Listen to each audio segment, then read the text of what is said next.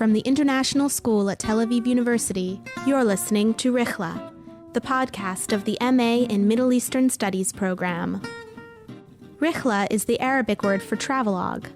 The Rihla Podcast brings you stories of our students' journeys as they live and study in Tel Aviv and travel throughout Israel and the wider Middle East.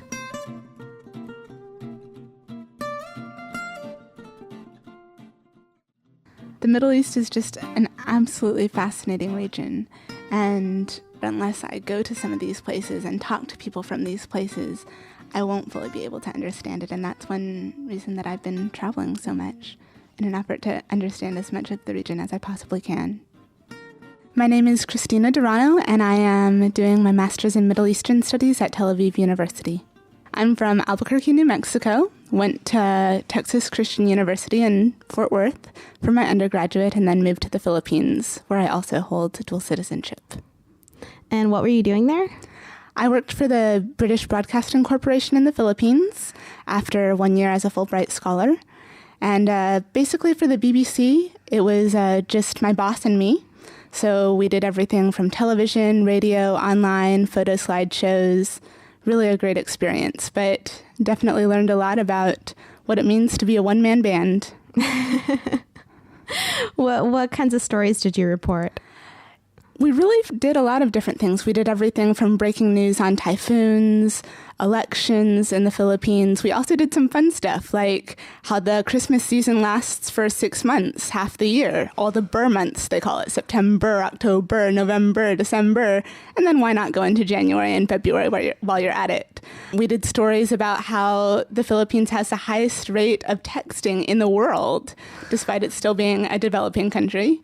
We did stories about corruption. We did documentaries about the relationship between the state and the church, the Catholic Church. About 85% of the population is supposedly Catholic. So that was very interesting.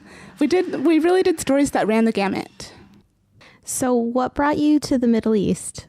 I fell in love with the Middle East about 11 years ago when my family first took our family vacation to the Middle East.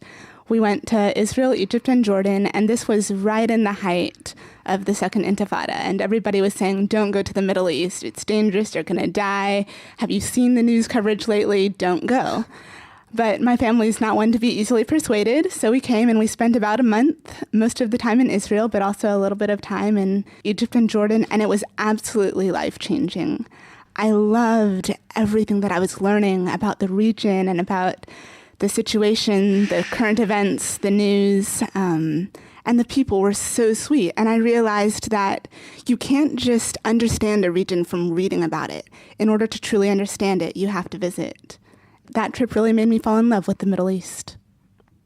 Let's talk about the reporting that you've done here. Most of the stories that I've done here were during the November conflict with Gaza. I did a report for a television station in the United States about what was the current situation, how students were dealing with it, what was happening here on the ground in Tel Aviv. I also did a little bit for another station in New York, actually, about the presidential elections in the United States and what was the view here in Israel about it. My other stories have primarily been more feature stories, travel in the region and such. I'm currently working on a story for BBC Travel about Iraqi Kurdistan and how it's the side of Iraq that most people don't see in the news, yet so much is happening there. I visited Iraqi Kurdistan over the Passover break here, so that was back in March, and I stayed for about a week and a half, and it was absolutely incredible. The people were some of the nicest people I've ever met, and it completely exceeded my expectations in every sense of the word. It was absolutely beautiful. Some of the most lush scenery I've seen, particularly for the Middle East. Any image of Iraq that I had that was completely desert and middle of nowhere, bombs going off everywhere, was completely blown away. This is the other side of Iraq. This is someplace that we don't normally hear about in the mainstream press. But there are a lot of issues going on there that I think are very important, and I wanted to write about it to show this side of Iraq that most people don't see. One of the things that surprised me most about Iraqi Kurdistan was the people. There's very little published online about what to expect when going to Iraqi Kurdistan because it's something that's really off the beaten path, something that people don't go to as a typical tourist destination. So I went in completely unsure of what to expect, and my mind was blown. I met some incredible people, and one of my favorite parts was really just talking to them about their experiences. There was a huge language barrier, which was something that was difficult, but I was able to get by with the little bit of Arabic that I learned here at Tel Aviv University, and a combination of smiles and hand signals and waving and gestures. One of the funniest things to me, actually, was the way people responded to my being an American citizen. I wasn't sure how I would be perceived as an American, but I would go into hotels and negotiate a price, and then I would give them my American passport as they requested so they could copy it for all their records. When they saw it was an American passport, their faces just lit up, and they're like, "Oh, you're an American! We're so happy to have you here. I'll give you a 20% discount." It was incredible.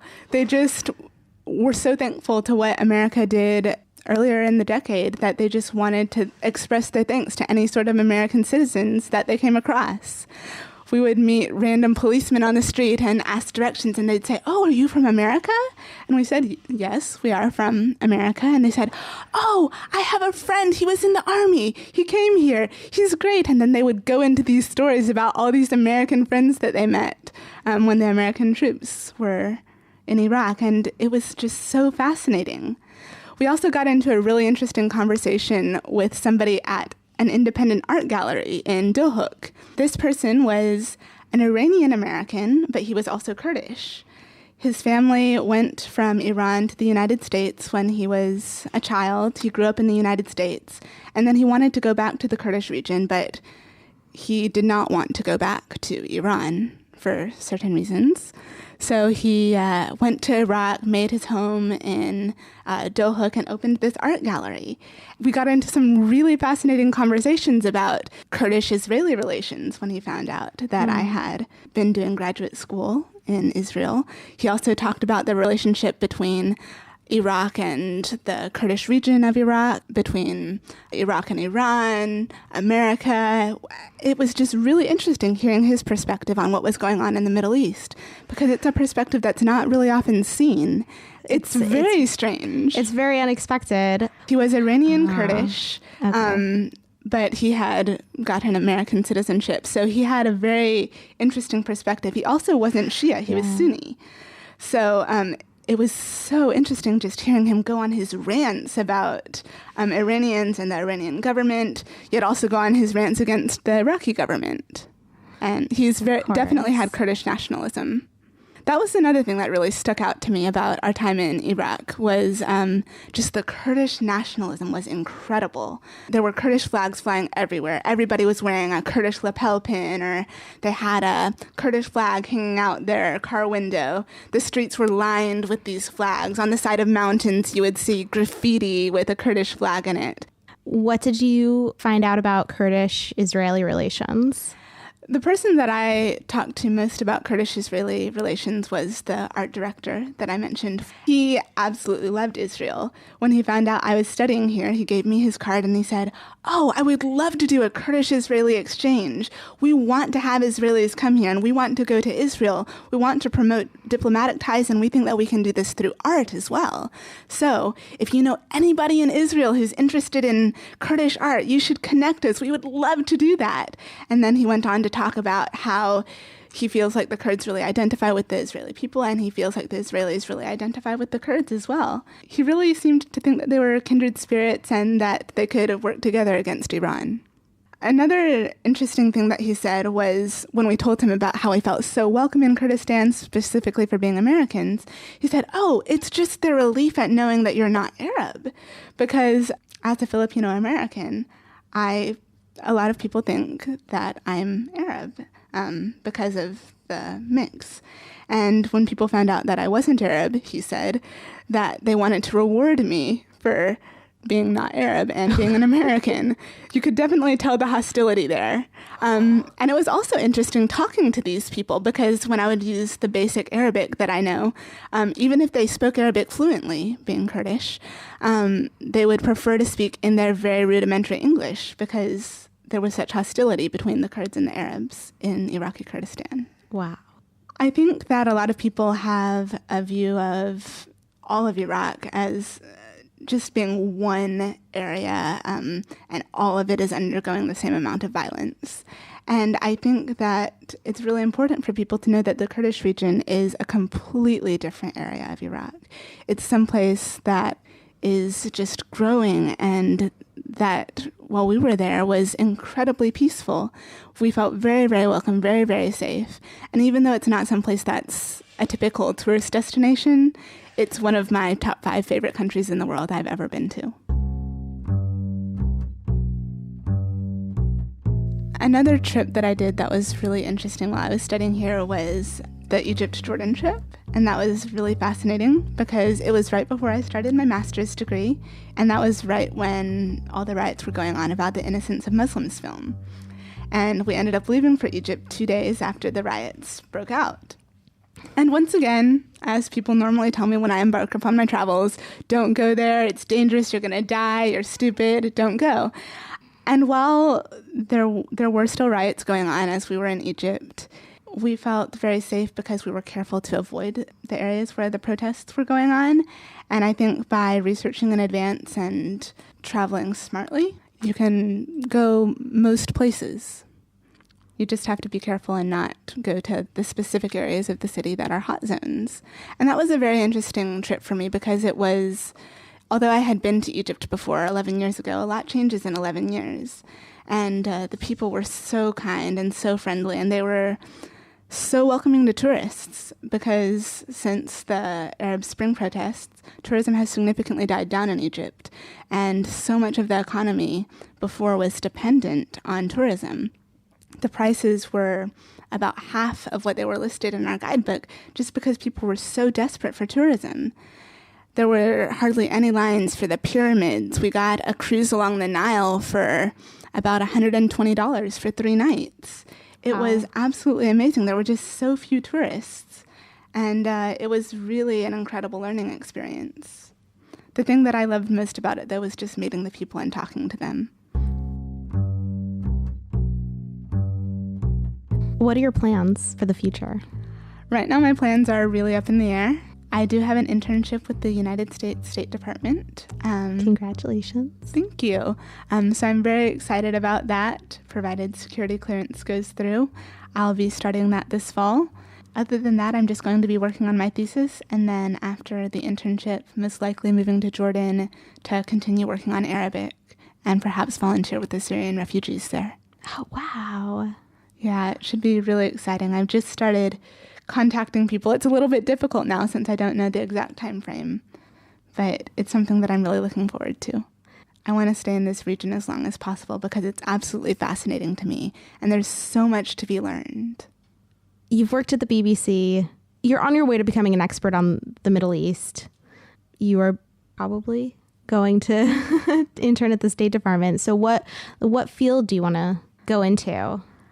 When I came into the master's program, I had a very distinct path that I wanted to follow. I had the journalism experience. I wanted to become an expert on the Middle East so then I could be a journalist in the Middle East who didn't look like an idiot spouting off all sorts of random stuff that I had just read on The Wire 2 minutes before.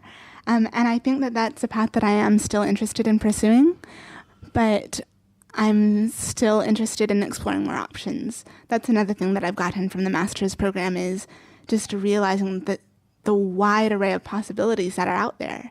I'm very interested in government work, NGO work. Basically, my goal is to stay in the Middle East and do something that I consider meaningful, whether that be journalism or work with a government or work with an NGO. The Middle East is just an absolutely fascinating region, and the more I learn about it, the more I realize that there is to learn about it.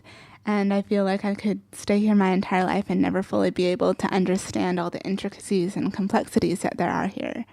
But the more I learn about it, the more I also realize that unless I go to some of these places and talk to people from these places, I won't fully be able to understand it. And that's one reason that I've been traveling so much, in an effort to understand as much of the region as I possibly can.